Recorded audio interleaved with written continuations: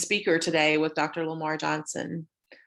Each year, the Writing Center at Michigan State University hosts a free and open speaker series on a theme that also informs the internal work of our center during the year, including the courses we teach, the research we engage in, and the professional development offered to our staff. In 2019-2020, we hosted our first speaker series focused on language diversity as we implemented our language statement and codified our commitment to linguistic justice and to challenging the notion of standard English. Then in 2021, we hosted an accessibility speaker series as we expressed our commitment to serving writers with disabilities and to accommodating the access needs of writers, of our staff, and of those who attend our programming. If you have any interest in the language statement or the accessibility statement, you can find those both on our website. This is a milestone year for us at the Writing Center at MSU. This is our 30th year, and so we'll be celebrating our 30th anniversary all year long. And I've had the pleasure of being the director of the center for half of those years, so I'm in my 15th year here.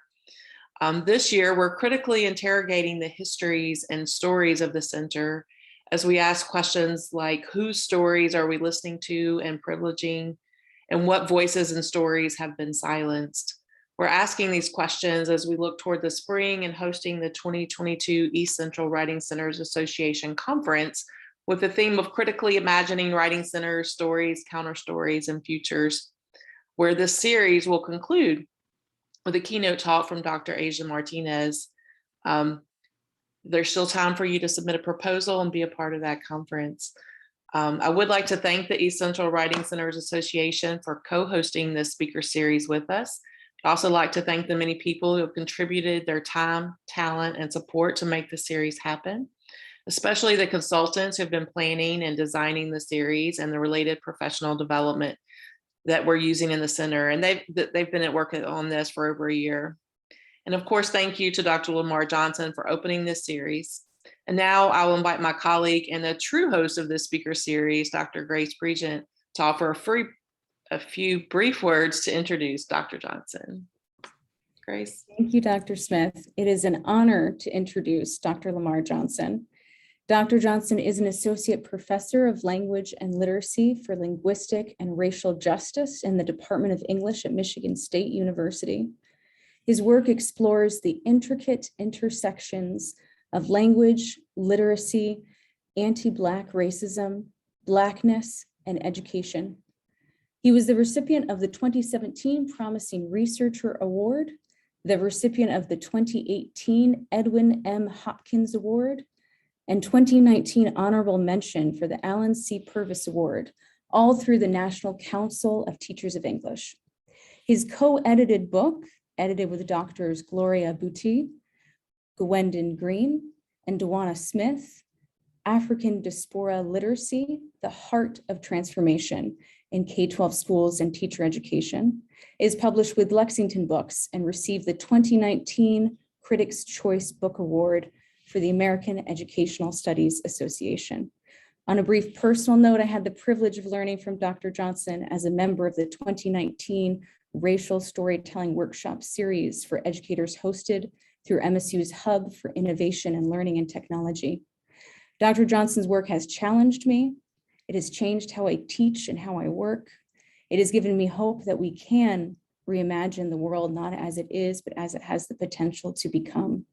Thank you for being with us today, Dr. Johnson, and for leading this two-part series on the radical imagination and racial storytelling. And if we were together in person at this moment, I would say join me in welcoming Dr. Johnson. And so today, in your own way at this time, please join me in welcoming Dr. Johnson. Thank you. Thank you. First, I'd like to say much love to the Writing Center for inviting me to this space. It's an honor and a pleasure to be here today, but also much love to all of you for coming to hear this talk. But most importantly, much love to our Black and brown babies. We do this for and with you. So thank you. I think at this time, Grace, you feel free to share the slides and I'll put the slides on my end.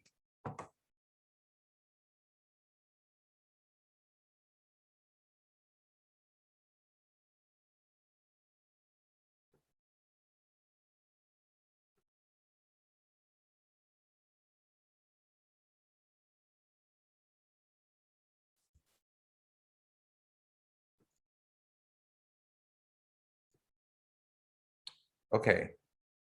So today my talk is entitled Embracing the Radical Imagination, Creating a World That Is Not Yet Through Racial Storytelling. Before I get started, I want to open up with a quick writing activity and open a meditation where I want you to begin to imagine. So to get started, I want you to think about this following prompt. When you imagine a perfect world, what does that perfect world look like? How does it smell and how does it feel?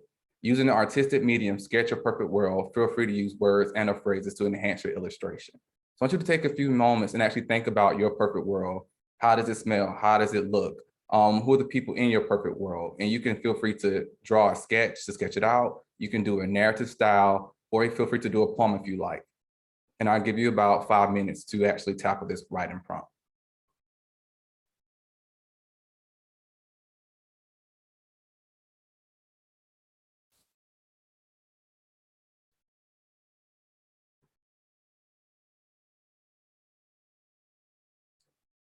Grace, you could turn to the next slide, please.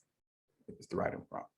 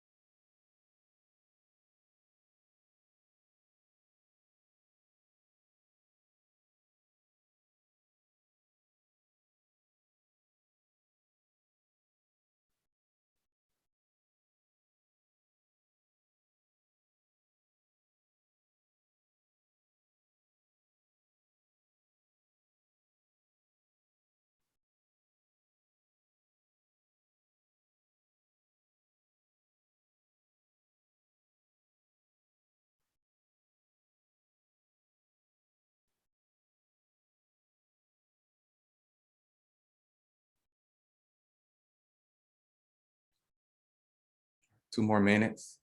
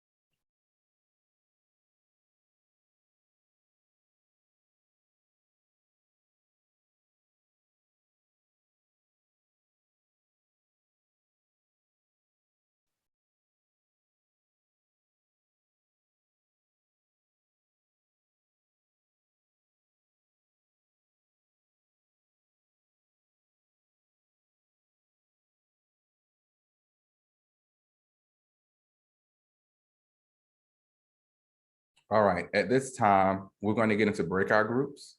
And I'm going to give you about 5 to 6 minutes to talk through your actual writing activity and prompt with your group. And then we'll come back together to discuss.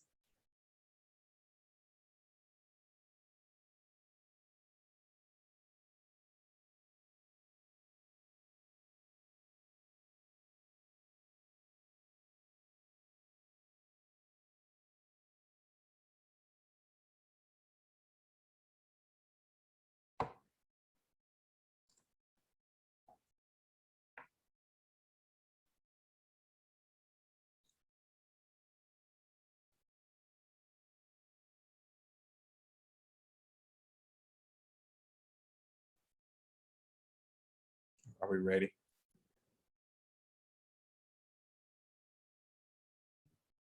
Yes, I believe everyone should be back at this time. All right, thank you. So you all had to get into groups and actually discuss the prompt. Do we have, one or two brave souls who would like to share? When you imagine your perfect world, what does it look like? How does it feel? How does it smell?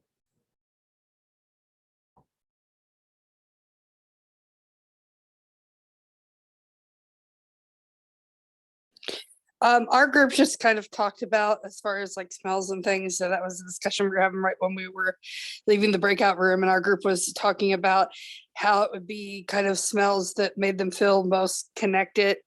So, for some people it was ocean. For me, it was like flowers. And then somebody said that we were talking about kind of odd smells of people unconnected. Somebody said that for them it might be, gasoline because their family had owned, a gas station and had worked there for years and years. So it kind of meant growing up and childhood and family to them. So we just kind of talked about that kind of sense of connection as far as the smell a portion of that. Okay, thank you. Anyone else would like to share? Your perfect world. I can share from our group. There's a common theme of feeling content, that the things that we have are good enough. The people whom we interact with are good enough as human beings. And also just this idea of talking about nature and also being in community and harmony with nature and non-human things just as much as human things. Thank you. All right, we'll come back to this activity at the end. Can we go to the next slide, please?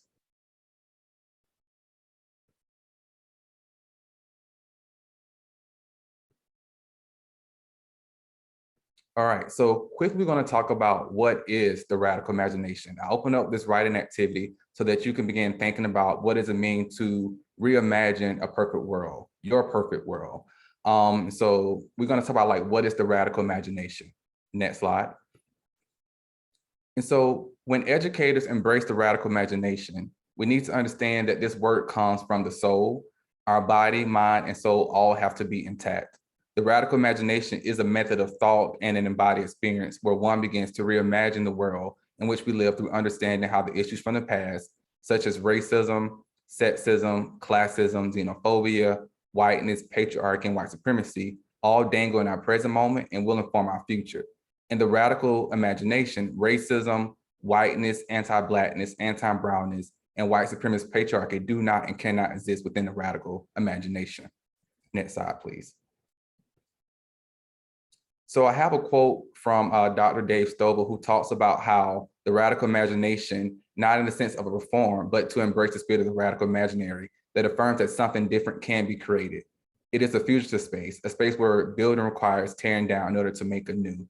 And when we say fugitive, it doesn't mean that we're running away from something, but we're also running towards something. And in this case, we're running towards our freedom. Next slide. And so in 2017, I wrote an article about the radical self-imagination. And I just want to share this quick quote with you that I wrote in the article. I said, the radical self-imagination, it compels language and literacy scholars in the field of English education to take action to eradicate a system that blocks the chances of creating the impossible.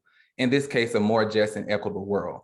Embracing the radical self-imagination brings the humanness and the humanity to language and literacy research in classrooms. If one does not see the humanity in others and within oneself, it is difficult to take on the radical self-imagination. But first, the reimagining of yourselves must occur in your hearts, minds, and souls have to be anchored for justice and anchored with the prophetic imagination to create the world that we hope to see, but that it's not yet. Next slide. And so I want to share a quote from Angela Davis. And she says, radical simply means grasping things by the root. So it means to get to the root of. And so often the word radical is seen as something that is extreme, destructive, and bad. The word radical has such a negative undertone. The misuse of the word radical perpetuates and coddles whiteness and injustices while impeding on the advancement within higher educational spaces, as well as within society. Being radical is not negative, it is positive. And when you're radical, you do not fear change. In order to create a better tomorrow, it is important that societal injustices are grasped at the roots. Simply put, the radical imagination builds an infrastructure for a better tomorrow and future.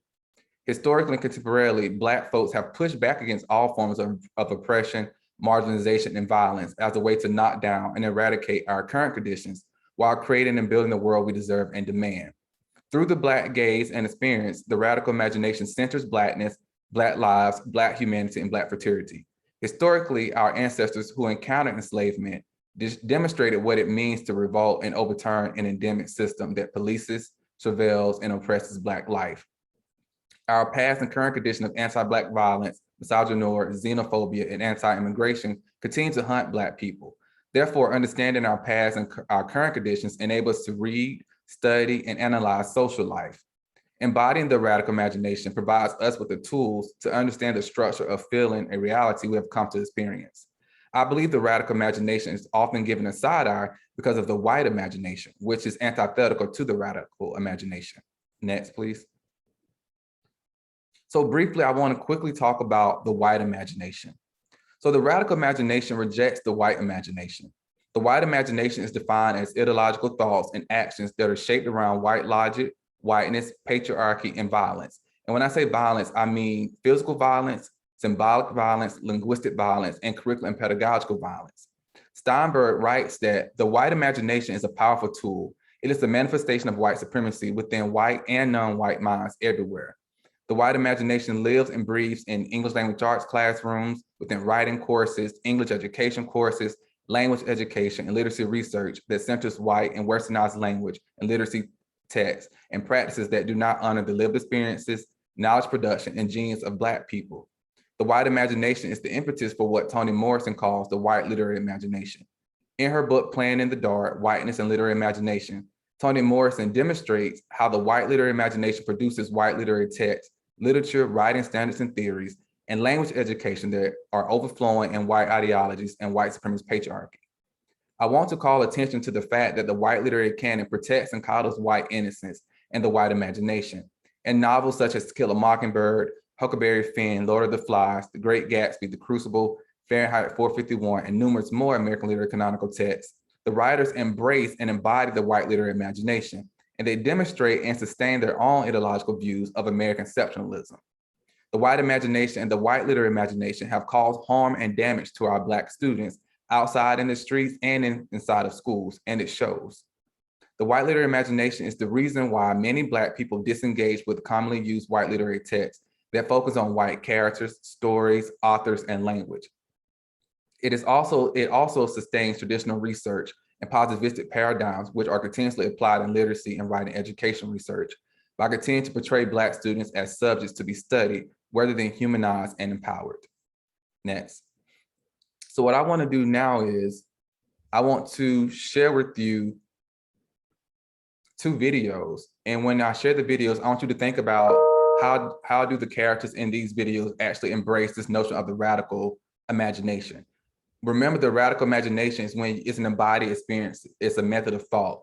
When you understand how our past, present, and future are in this complicated conversation with one another, how our past issues such as racism, sexism, linguistic violence, patriarchy, how those things actually live and breathe in our present and can inform our future.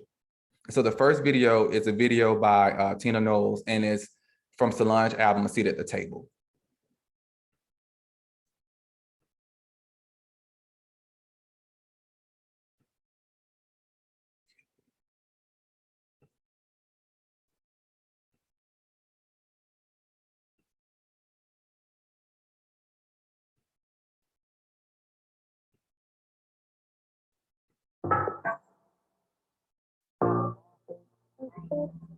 I think part of it is accepting that it's so much beauty in being Black. And that's the thing that I guess I get emotional about, because I've always known that. I've always been proud to be Black. Never wanted to be nothing else. Loved everything about it. Just is such beauty in Black people. And it really saddens me when we're not allowed to express that pride in being Black, and that if you do, then it's considered anti-white. No, you're just pro-Black, and that's okay. The two don't go together. Because you celebrate Black culture does not mean that you don't like white culture or that you're putting it down. It's just taking pride in it. But what's irritating is when somebody says, you know, they're racist. That's reverse racism. Or they have a Black History Month, but we don't have a White History Month. Well, all we've ever been taught is white history. So why are you mad at that? Why does that make you angry? That is to suppress me and to make me not be proud. All right, so take a few seconds just to jot down how does Tina actually embrace this notion of the radical imagination?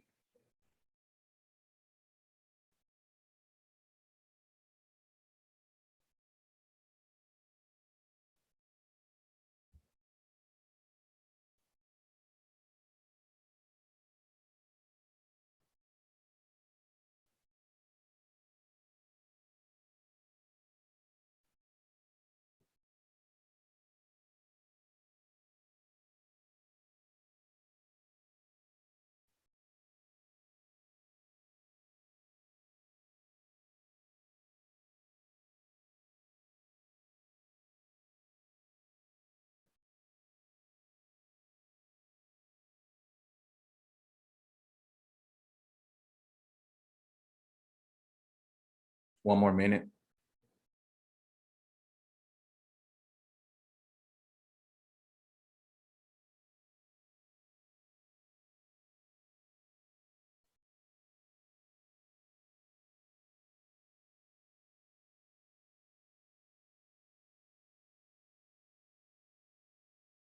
All right, so now I'm gonna share a video by Tupac. It's an interview he did in 1994 with MTV. And once again, as you watch the video, I want you to jot down and think about the ways that actually Tupac embraced this notion of the radical self-imagination.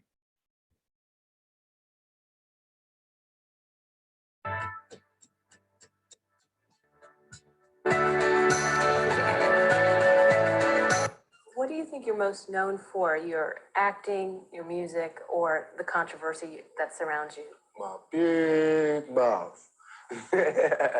My big mouth. I got a big mouth. Can't help it. I talk from my heart. I'm real. You know what I'm saying? Whatever comes, comes. But my controversy probably. And it's not my fault. I'm trying to find my way in the world. You know, I'm trying to be somebody instead of just make money off everybody. You know what I'm saying? And so I go down paths that haven't been traveled before, and I usually mess up. But I learn, you know what I'm saying? I come back stronger. You know, I'm not talking ignorant, you know what I'm saying? So I obviously put thought into what I do. So I think my mouth, my controversy. I have not been out of the papers since I joined Digital Underground. I've been in all, you know what I'm saying? It's never, my name has not been not uttered, you know what I'm saying? And that's good for me because I don't want to be forgotten. If I'm forgotten, then that means I'm comfortable. And that means I think everything is okay. One day I'm gonna bust, blow up on this society, wanted a lot of me. I couldn't find a trace of equality. Worked me like a slave while they laid back. Homie, don't play that. It's time I let them suffer the payback. I'm trying to avoid physical contact. I can't hold back. It's time to attack, Jack. They got me trapped. It's interesting how hip hop, rap music in the beginning, or a song like Grandmaster Flash's The Message, where basically they were saying, you know, it's like a jungle sometimes. I wish, you know, I wonder how I keep from going under. The whole root of what that song was basically saying, look, these are the problems here, you know, and here we are 10 years or plus later, the problems are still there, and the intensity of the music has built to the no hope, the I don't give a attitude. How did we get from Grandmaster Flash, The Message, to where we are now in hip hop? Again, you have to be logical. You know, if I know that in this hotel room, they have food every day, and I'm knocking on the door every day to eat, and they open the door, let me see the party, let me see like them throwing salami all over I mean, just like throwing food around, but they're telling me there's no food in here.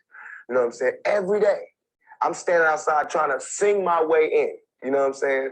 We are hungry, please let us in. We are hungry, please let us in. After about a week, that song is gonna change to we hungry, we need some food. After 2-3 weeks, it's like, give me on the food, racking out the door. And after a year, then you just like, you know what I'm saying? I'm picking the lock, coming through the door, blasting, you know what I'm saying? It's like you hungry, you reached your level, you don't want any more. We asked 10 years ago. We was asking with the Panthers. We was asking with them, with civil rights movement. We was asking, now those people that were asking, they're all dead and in jail. So now what do you think we're gonna do? And we shouldn't be angry. And my raps that I'm rapping to my community shouldn't be filled with rage. You know what I'm saying? They shouldn't be filled with the same atrocities that they gave to me. In the media, they don't talk about it. So in my raps, I have to talk about it. And it just seems foreign because there's no one else talking about it. Right. Well, playing devil's advocate, somebody might say, well, what does Tupac have? He's a movie star. He's got, hit records. What does he have to complain about? And I'm gonna tell you, it's like being the last person alive. You know what I'm saying? After 3 days, you can't do anything. What can I do? Where can I go? There's no black neighborhood, you know what I'm saying, with black people who have the same amount of money as me. You know what I'm saying? There's richer and there's poorer. There's no just, did a movie, got a little bit of money, living okay, black neighborhood. I have to be in a white neighborhood. So I don't fit in. That's hell. It's hell when you can't be around your peers. All my life I grew up around black people, poor people, but I can't live around poor people now because they'll rob me. And why would they rob me? Because they're starving, because there's no money here. But they're telling me now that I made a little money, I have to move here. So it's not like no one's ever trying to deal with this section. They're just moving away from it. And we're gonna have more stars coming from the ghetto, but they're gonna all move this way. You know what I'm saying? So it's like all the society is doing is leeching off the ghetto.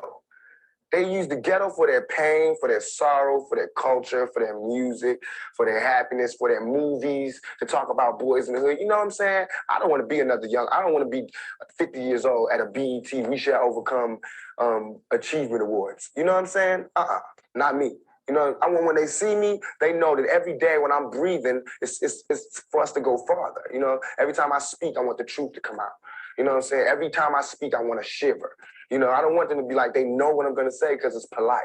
They know what I'm going to say. So I'm going to stop it here.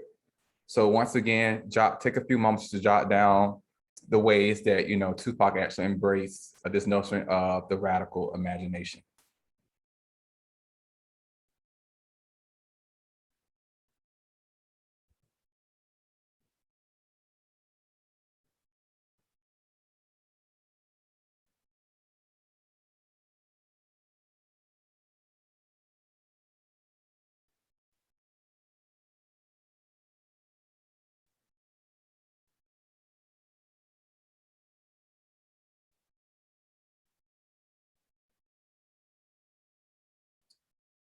Okay, now we're going to get into our breakout groups again. I'm going to give you about 3 to 4 minutes just to talk through the ways that, Tina Knowles actually embraced this notion of the radical self-imagination, and the same for Tupac. And then we'll come back together to have a whole group discussion.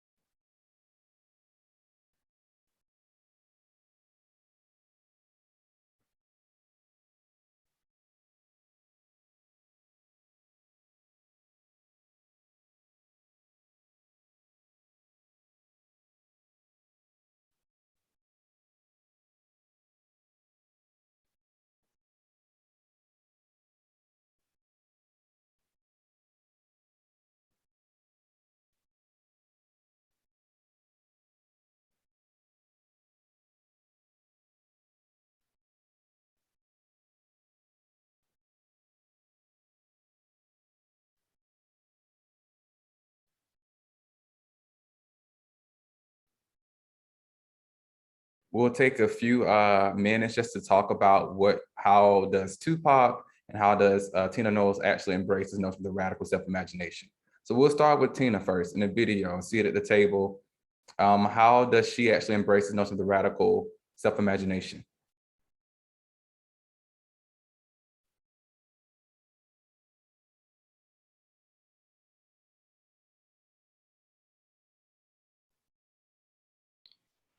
we talked about how embracing Black beauty and Black strength and being pro-Black doesn't have to be anti-white. And while it seems a shame to have to say that that's a radical thought, it is, and that it is trying to show a different way and a different path. Yeah, I think she did such a dynamic job showing how, like you said, how the beauty in Blackness, how dynamic Blackness is and how fluid it is, and that it's not static, and that, you know, just because you embrace and love on your Blackness doesn't mean that you are anti-white.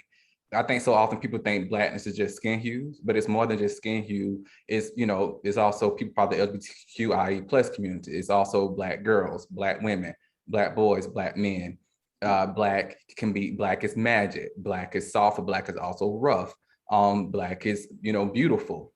Blackness is all those things, but so often in classrooms and also outside the classroom, it's something that's seen as something that's negative, it's evil. And so I really love how she actually embraces and loves on Blackness. So let's move to the Tupac video. How does Tupac actually embrace this notion of the radical self-imagination?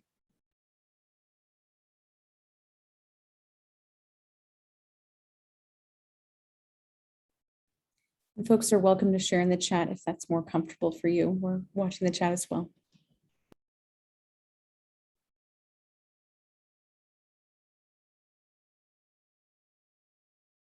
I think Joshua has his hand raised.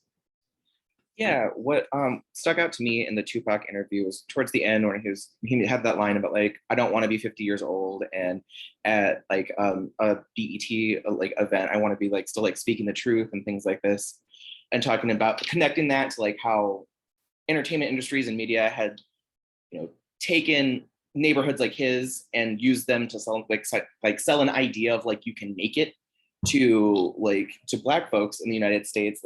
It doesn't do anything to like deconstruct a system. It's just putting more and more like people into a system that is still harming them and still like giving them like proximity to whiteness, but it's not deconstructing like whiteness and capitalism and all these things. I thought that was like a really useful illustration of how like that radical imagination connects the past, the present, and projects into the future and all that.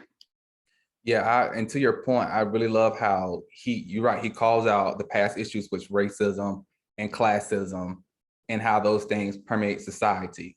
And also the thing about this is that video was, the interview was in 1994. You easily can remove 1994 and put 2021 there and it still applies to what we're seeing today. I think another thing that he talks about is his Black rage. And I wanna say when he mentions his Black rage, I want y'all to know, do not conflate that for hate, right? That's not what he's talking about. He's not saying I want to go out here and kill white folks. That's not what he's talking about. His Black rage is a response to white supremacy, to whiteness, and to the injustices that we see in the world today. And it's okay for him to have that rage. I mean, it's right that it's on the right that we do have that rage, what we've seen that happens on a day-to-day basis. And so I just want to put that out there that that Black rage that he has is very cohesive and is coherent in its response to whiteness and white supremacy. So at this time, I'm going to Grace will share her screen and I'll pull up my slides on my end.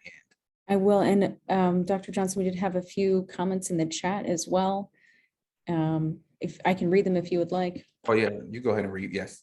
Sure. Brooklyn says, Tupac isn't complacent. He wants to know who he is, his history, and wants to make meaning of his identity. This is radical because the system doesn't want us to do that. The system wants us complacent and silent. We have another comment from Lene. What stuck out to me is the idea that the white imagination expects comfort. Yeah. I think when we and when we play into this white imagination, it's often in schools we're given a white imagination. We have to understand that somebody benefits from that and somebody loses. And when we play into that, are we standing in the physical death of our Black and brown people, or are we doing the opposite of that and standing in like the upliftment and the humanity of our Black and brown people? Great, thank you. There's a few more in the chat. I'll read the last one here. I know we need to move on after that. Lene says again, both he and Tina weren't afraid of approaching and discussing the emotion of anger and its validity. I loved the metaphor of hunger and starvation in relation to comfortability and its growth to anger. when we do this work, we cannot be afraid. And I tell people all the time, like embracing the radical imagination, racial storytelling, they are never scared pedagogies and theories. You cannot be afraid and do this work. Thank you all for your engagement in the chat. I am going to share my screen again. I know we have a few more comments in and we can come back to those for sure. Okay, thank you.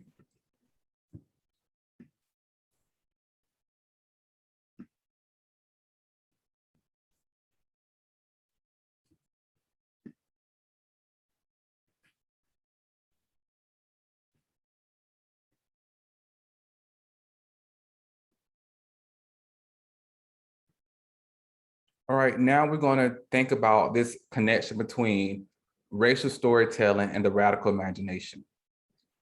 So racial storytelling can serve as a method to describe our huntings, which can lead to us fully embracing the radical imagination. Engaging in racial storytelling demonstrates how my racial memories and moments from our past operate in the present moment and can linger in the future. Having a critical understanding of our huntings helps illustrate how deeply embedded racism lies within society writ large and how our huntings are connected to the historical. Next slide, please. So racial storytelling. It illustrates how our racial encounters from the past situate themselves in the current moment and still hunt us in the present moment. It allows us to confront our racial huntings and to work against our own miseducation while moving toward liberation and self-actualization. Racial storytelling illuminates how our multiple identities and our social identity markers such as gender, class, sexual orientation, nationality, religion, language, disability, ability all influence how we are racialized and are always in complex dialogue with one another. So it is the racial storytelling of these huntings that can lead us to an understanding of ourselves and to feel empowered and free. Further, racial storytelling allows us to confront our racial huntings and to work against our own miseducation while moving toward liberation and self-actualization.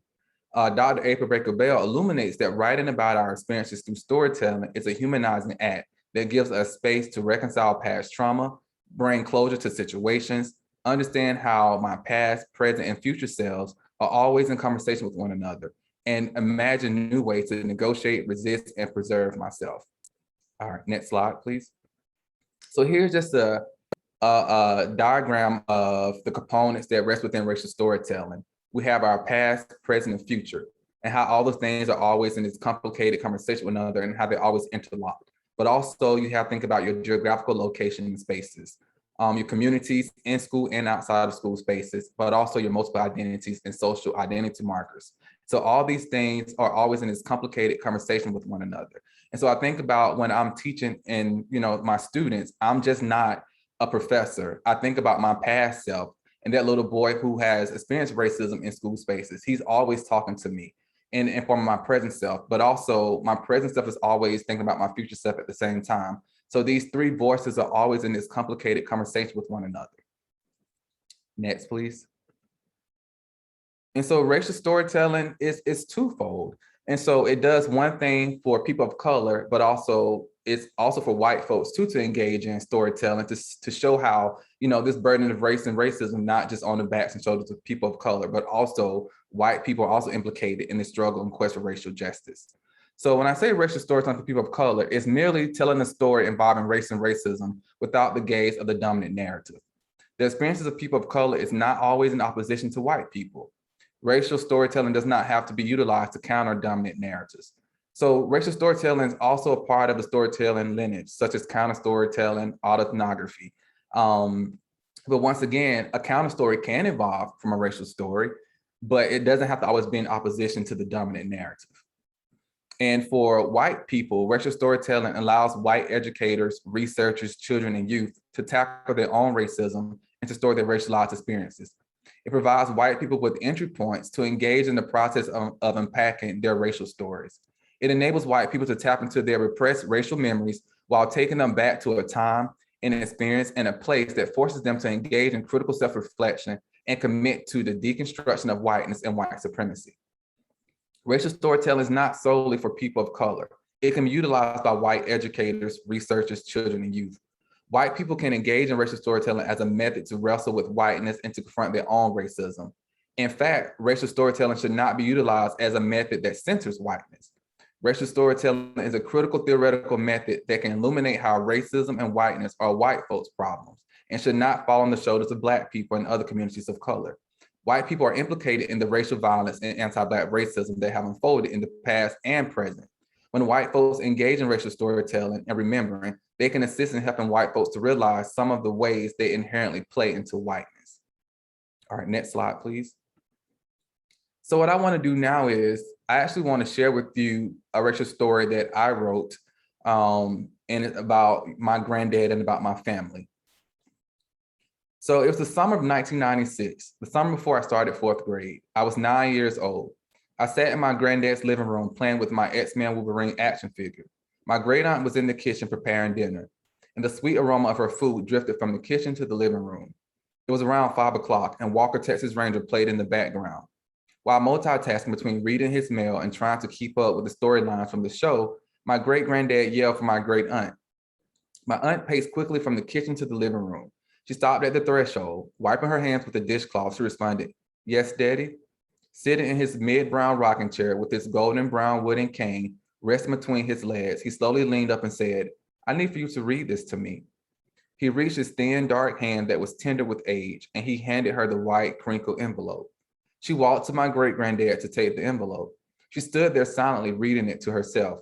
After my aunt finished reading the mail, she explained to him that it was a bill and the significance of why he had received this particular bill.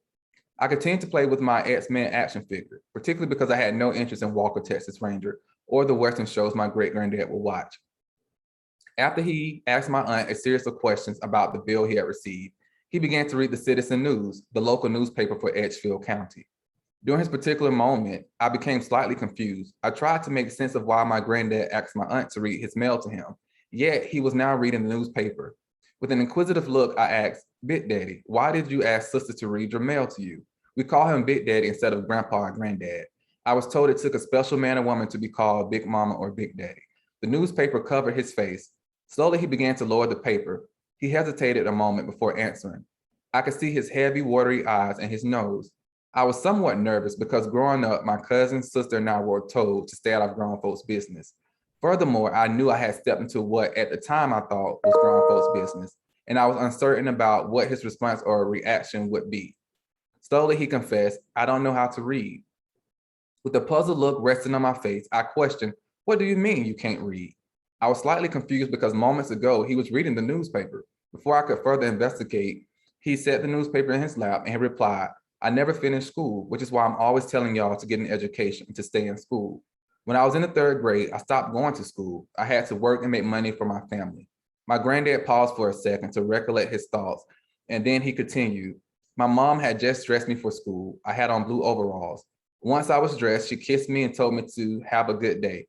I ran to the front door. As I walked onto the porch, the white man who my dad worked for said he needed me to stay home to work. My dad was a sharecropper for this white man's family. I really wanted to get an education. I thought my dad was going to speak up to the white man, but my dad just stood there. Soon after this incident, I learned my dad never spoke to white folks because he was afraid he would lose his life. I sat there trying to process what my great-granddad just had explained to me. Then he continued, "I stopped going to school during the 3rd grade because I had to sharecrop to help provide for my family. White folks didn't want us to get an education. I made a promise to myself that one day when I have children, I would make sure they knew how to read and write. And all 8 of my kids learned how to read and write. And guess what? They have all helped me with my reading and writing skills. Your Uncle Frank and Uncle Raymond taught me how to write and sign my name. And my daughters have taught me certain words through reading the newspaper, mail, and books.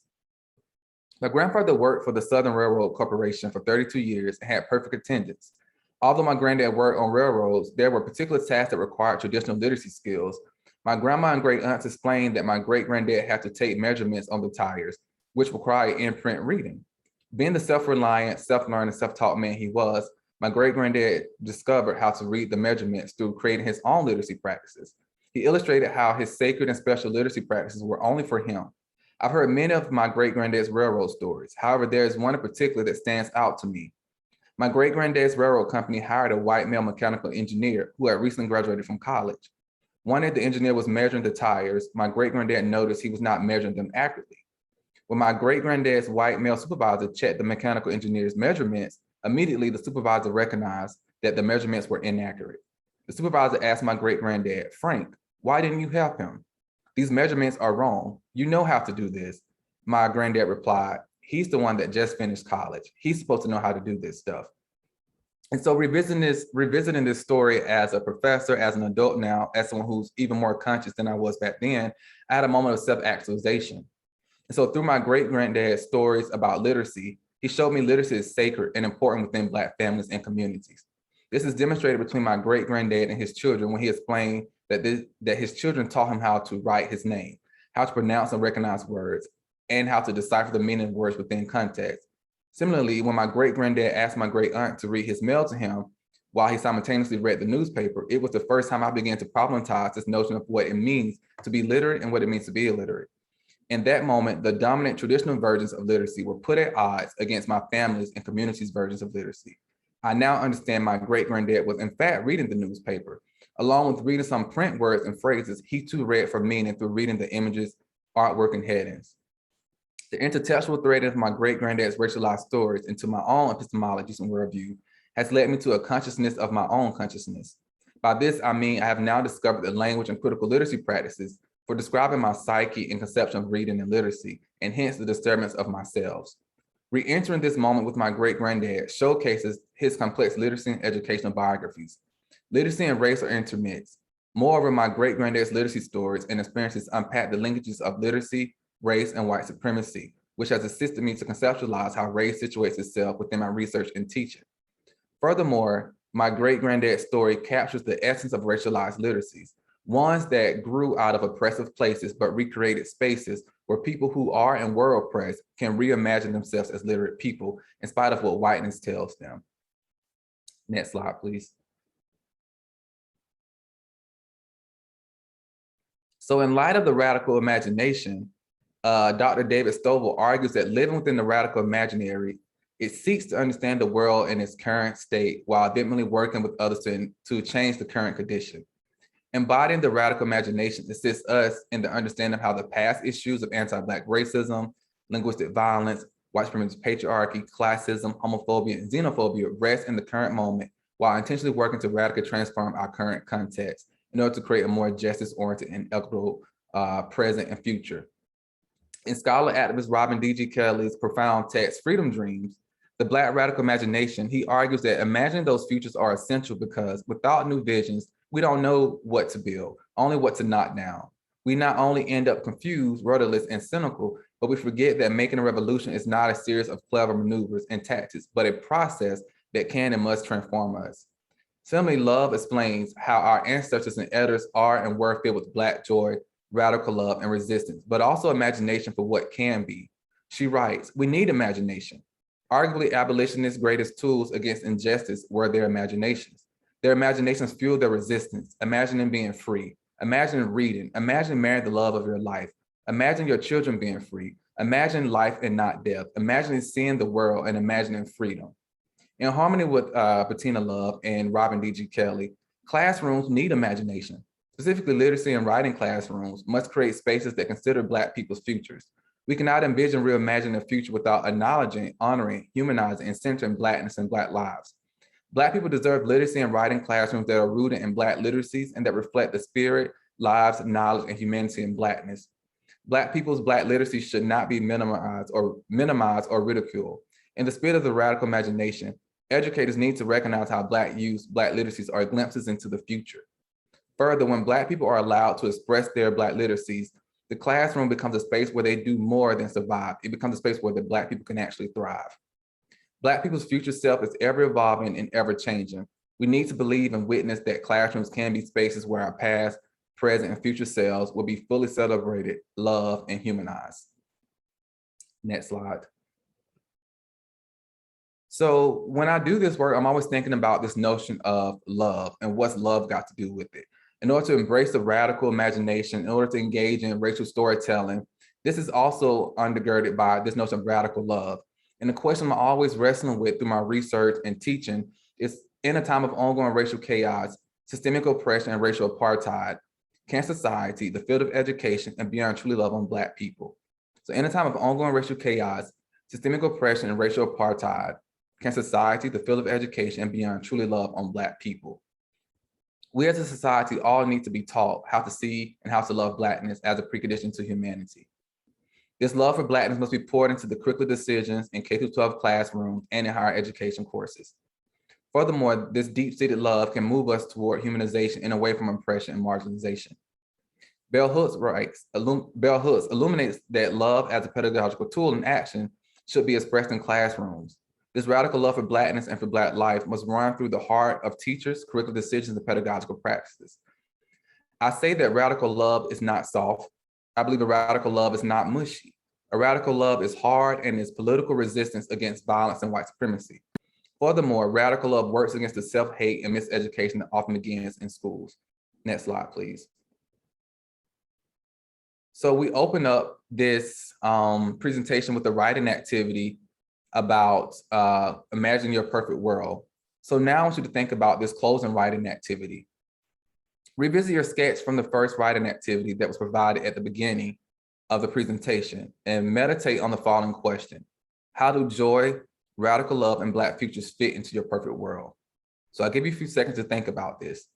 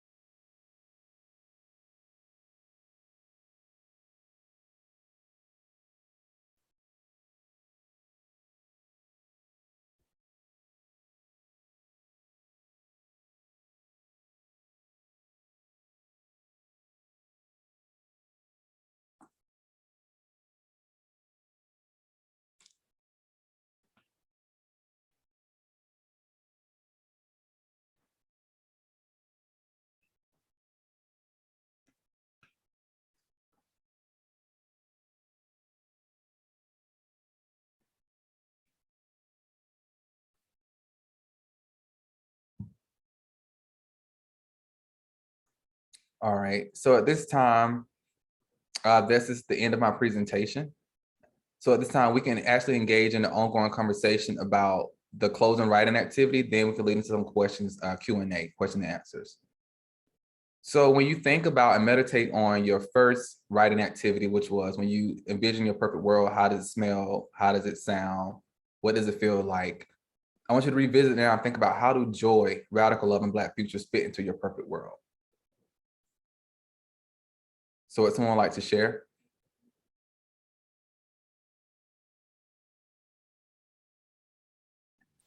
I can go.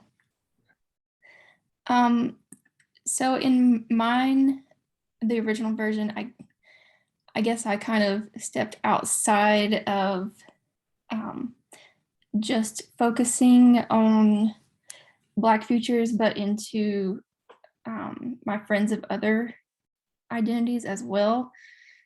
So I had been thinking about stories that I had heard, like this one where a Black man and a white woman were friends and they were out having a good time, and she was cold and they were walking to the car. And so since she was so cold, she started to like run to the car, and he had to tell her, oh, don't do that because they might think you're running away from me, which is dangerous for him. And so I wrote that for one of my friends is from Mexico, but he's been living here since he was 3, but not legally. So I said, my perfect world looks like my friends not having to live in fear of being deported to a country they didn't grow up in, of us being able to go on runs together without someone thinking that they're attacking me, where we can all be educated and have a successful career equally. And it feels like peace, feels like home and like freedom. I didn't get to smells yet, but I feel like for me, like that radical love, which shouldn't be radical, is that like we're all safe here and we can all like interact and be friends without feeling like we're putting each other in danger, and that we all have equal access to education, and that being successful doesn't look like being white. It looks like just being everybody. Thank you for sharing that. Powerful. Anyone else would like to share? Yeah, so I wrote a little something and then I went back to see how joy, radical love, and Black futures fit into my perfect world, or this perfect world that I created. So I'll just go ahead and read it real quick. It's pretty short. So I wrote, "It smells like night blooming jasmine trees, and when the sun begins to fall, I can smell wood burning in the distance. There are mountains next to the oceans, and it feels beautiful. The warm wind wraps me like a needed hug. Our world is united through our differences. We seek empathy, understanding, and love. We fight, we argue, but we understand our humanity." And so that was what I had written before. And then you asked the question, how does joy, radical love, and Black futures fit into this perfect world? And just through my wording of empathy, understanding, humanity, we fight, we argue, right? How do they fit? It's complex, it's beautiful, it's sad. It's not a one-way road, but it can be uplifting. So that was just a little something. That was powerful. Thank you for sharing that, Fatima. Yeah. One more, and then we'll move to Q&A.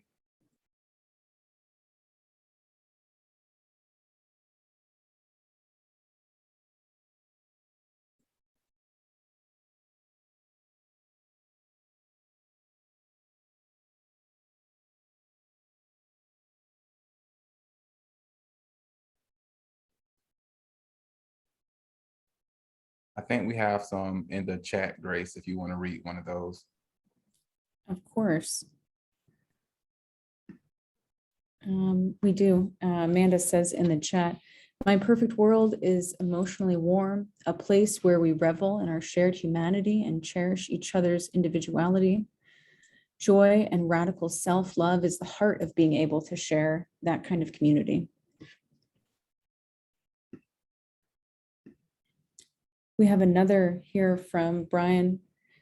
"For my perfect world is a world that smells nice, cleaner, and everyone showing respect to one another, a respect that isn't guided by the person's appearance, but by their character as a person. In this world, there is still several problems, but we are all working together to solve them. With the closing question, it is all included." And as I thought about what Autumn shared, Amanda, Fatima, the ones you just read, I thought about something one of my friends said to me. And she said, you know, we can't have a revolution without love, and we can't have love without Blackness. And so I just want to end on that note. And at this time, do we have any Q&A, any questions?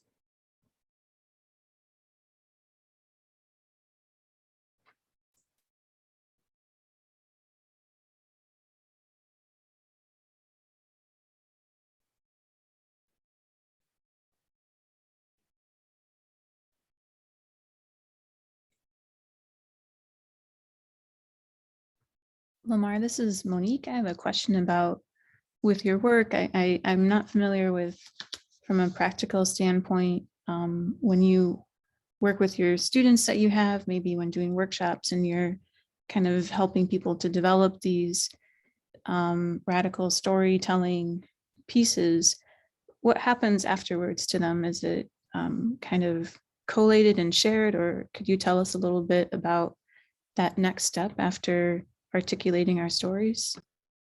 Yeah, so what I used to do in my courses, I start each, my first part of my course, we look at the self and talk about like, what is soul work, and do like the introspective type of work. So I talk about how critical whiteness studies, critical race and English education, radical imagination, how those things undergird my course.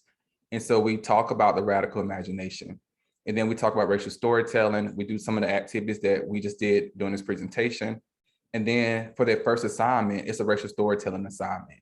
And then the article I wrote in 2017, I actually put some of their racial stories in the actual article so people can see like how my students, Black students, biracial students, brown students, and white students all engage in racial storytelling, how it looks differently for each person. And from there, we kind of move into these critical race writing circles where we read their racial storytelling, their racial stories in little writing groups. And we engage in a critical race writing workshop basically around their stories, where we workshop these stories we talk about them, we unpack the stories. Because I feel like in order to do this work, you cannot embrace the radical imagination if you don't understand how your past, present, and future selves are all like intertwined with one another. You have to be willing to like go there and understand how, okay, yes, I'm white and I may inherently play into whiteness. That's important to know when you have a reflective and alert mind to do that work. I think the problem is when you don't understand how we all implicated in the struggle for racial justice. And so my students that received this activity very well, actually. I haven't had any issues with students like disengaging with the racial storytelling activity, because I think they see from day one when we open up the class and we're talking about like, Black Lives Matter and how Black Lives Matter in education, and that the physical violence that happened in the streets, it bleeds into classroom spaces. And Black and brown students' humanity and their spirit, they're being killed in those spaces. Their spirits are being murdered. And they see that when we talk about like, when they receive books where they don't see characters who look like them, where the language, they don't sound like them. They see that as it's symbolic violence. And we talk about like what does it mean when we go through like symbolic violence and how that's connected to the physical violence, but also you have linguistic violence, right? When you're telling people that white mainstream English, is better than, Black language or better than their home languages. Like that actually kill their spirit and their humanity. So by the time we go through all that, they see like, oh, actually, I am implicated in this. And so when I walk into this classroom, if I don't understand this, then basically I'm perpetuating the physical, but also spiritual murder of Black and brown people. And so, what side I'm going to be on, either the right side of history or the wrong side of history. Thanks, Lamar. I really appreciate that response. Welcome.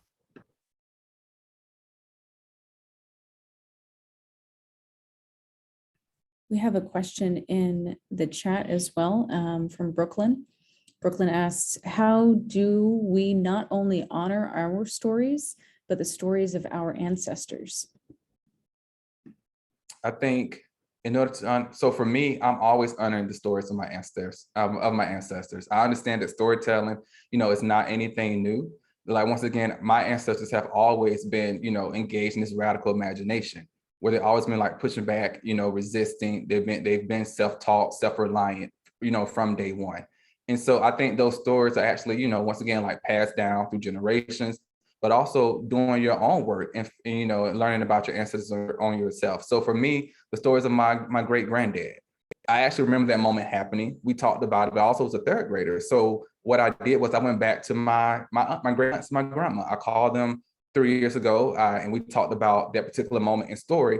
And they gave me more information about my great granddad and his experiences. So I think just doing that archaeological work, that dig on your own, but also for me, I'm always going to my family, because I think my family, those people are my first teachers. My mom, my aunts, my dad, my sister, my cousins. Like before I entered the school, my family, like they are my first teachers.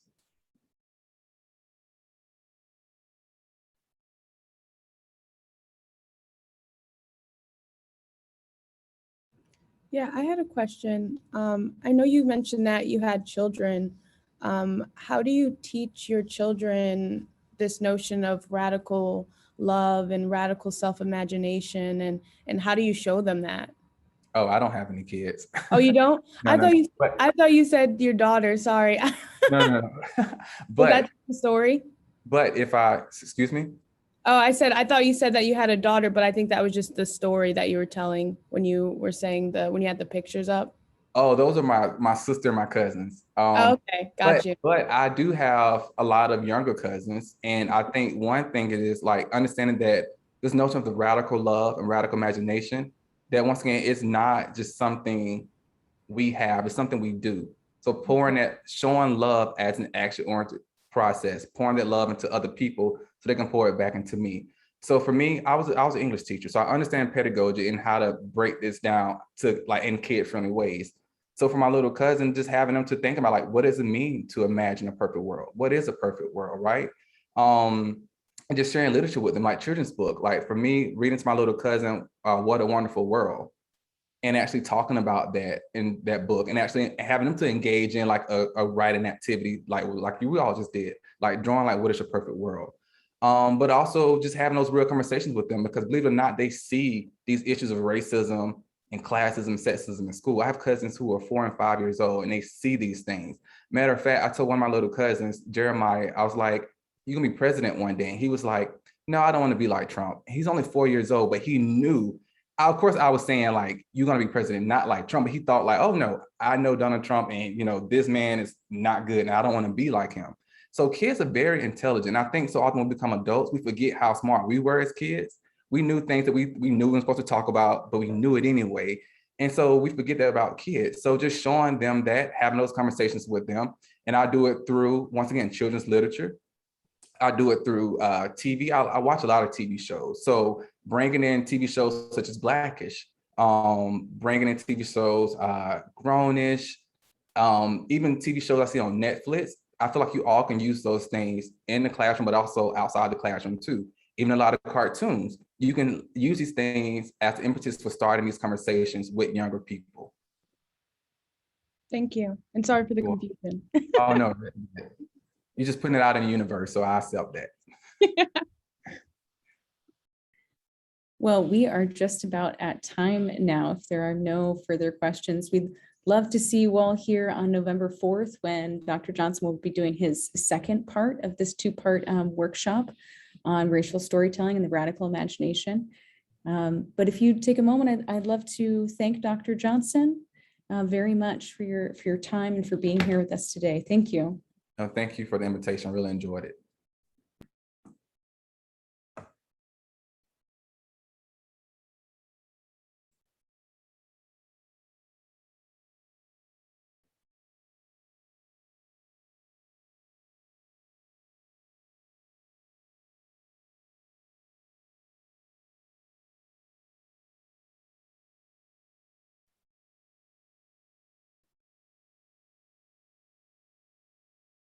That's a good question from Autumn in the chat, Dr. Johnson. Is there a way to reach out if we do have a question? Yeah, she can email me and put my email in the chat. Okay, great. Thank you. Thank you. You're welcome. Nice to meet you today, Autumn. You too. Thank you for having me.